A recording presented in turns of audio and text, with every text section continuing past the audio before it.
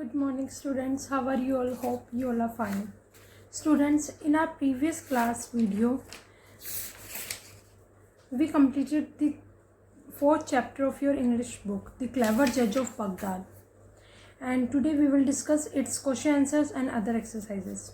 Okay, now let's start the video. Yes, beta. The question first is read the following line from the story and choose the best option that describe the expression in color. बेटा हम लोग को ये lines पढ़नी है, ठीक है, जो इन्होंने दे रखी है, जो ये मतलब कलर्ड लाइन है, स्पेशली ये इन कलर लाइंस का मीनिंग क्या है यहाँ पर चैप्टर में, ठीक है, तो वो हमें उस पर टिक लगाना है जो उसका करेक्ट ऑप्शन है. He had to find a safe place to leave his private treasure. वो अपने प्राइवेट खजाने को अपने प्राइवेट खजाने को छोड़ने के लिए क्या ढूंढ रहा था? एक सेफ प्लेस ढूंढ रहा था. प्राइवेट खजाना मतलब एक सीक्रेट खजाना नहीं, एक खजाना जो कि उसका है खुद का, और एक जो उससे पर्सनली बिलोंग करता है नहीं. इसका आंसर है जो उसका खुद का खजाना है उसको रखने के लिए, छोड़ने के लिए. Okay, the correct option is second. Yes, B. He needed to travel on an extended journey. वो एक एक्सटेंडेड जर्नी पर जाना मतलब उसको एक एक्सटेंडेड जर्नी पर जाना था. तो extended journey means long journey. Yes, हाँ, एक्सटेंडेड जर्नी मतलब लंबी जर्नी पर. एक जर्नी लॉन्गर देन एक्सपेक्टेड, इतनी लंबी जर्नी जो कि उसकी एक्सपेक्ट से बाहर है नहीं, ऐसा नहीं था, बस लॉन्ग जर्नी थी.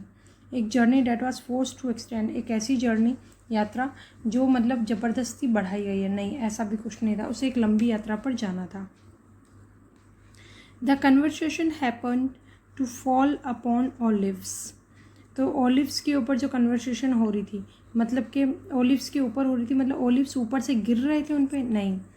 The conversation about olives, olives के बारे में कन्वर्सेशन हो रही थी. हाँ, तो करेक्ट क्या है? बी, यानी सेकंड, ठीक है. और दे वर सडनली डिस्कसिंग ऑलिव, वो अचानक से ऑलिव्स पर डिस्कस करने लग गए थे.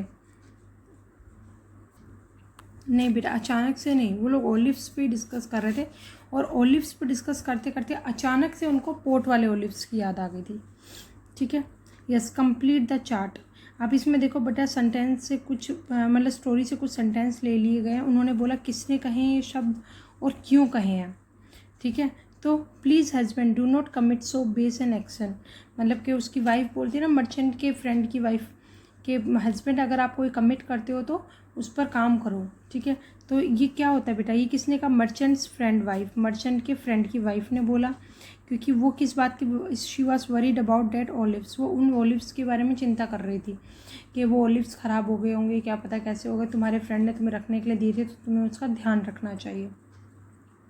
इज़ इट पॉसिबल, ये वर्ड मर्चेंट ने बोला था. कब बोला था? जब उसके फ्रेंड ने उसको ऑलिव्स का पॉट वापस दिया और उसमें कोई गोल्ड नहीं था, सिर्फ ऑलिव्स थे.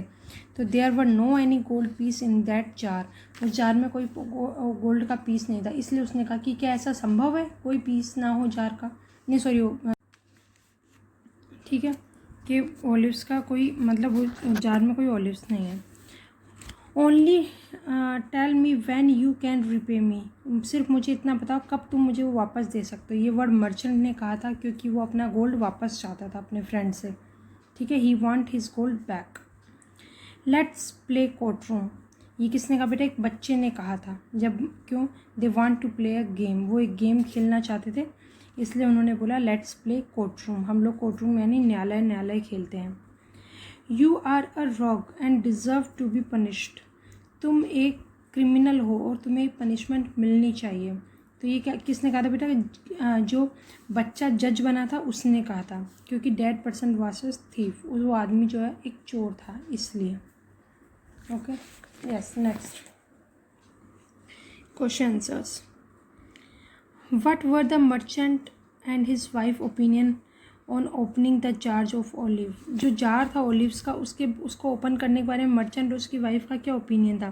The merchant and his wife opinion on opening the jar of olives was that, वो था, we should take care of any ones property if we take charge of that, अगर हमने किसी की प्रॉपर्टी ली है, मतलब उसका चार्ज लिया है देखभाल करने का, तो हमें उसकी देखभाल करनी चाहिए. Write about the content of the jar and the merchant reaction to them. जो जार में जो कंटेंट थे उनके बारे में लिखो और उस पर मर्चेंट का जो रिएक्शन था उसके बारे में। In jar there were only olives, no any piece of gold. ठीक है, कोई भी नहीं था, तो ये कंटेंट मिला था उनको। ठीक है, but after seeing only olives in jar merchant got shocked. और मर्चेंट क्या हो गया था, उसको देखने के बाद शॉक्ड हो गया था। हाउ डिड द जज deal with the case bought for to him for justice. जो मतलब जज के पास केस आया था न्याय के लिए, उसके लिए जज ने क्या किया। द जज dismiss the case for lack of evidence.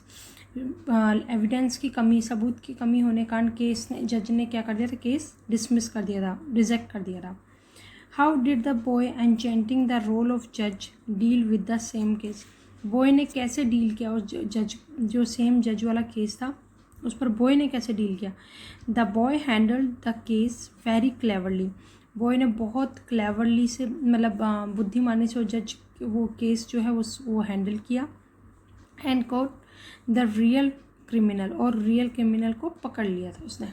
ठीक है, okay students, do this questions in your notebook, note in book. Notebook में करने हैं बेटा, बुक में नहीं करने। काफ़ी बच्चे बुक में कर करके मुझे दिखा रहे हैं बुक में नहीं करने। मैं नोटबुक में नहीं लिखती, इसका मतलब ये नहीं कि आप नोटबुक में नहीं लिखोगे। मेरे पास यहाँ पे स्पेस है इसलिए मैं लिख देती हूँ। ठीक है, तो आप अपनी नोटबुक में नहीं, बुक में, सॉरी बुक में नहीं, नोटबुक में करोगे। Okay student, that's all for today. In our next class we will do its other activities, otherwise we will start a new chapter. Okay students, thank you and have a nice day.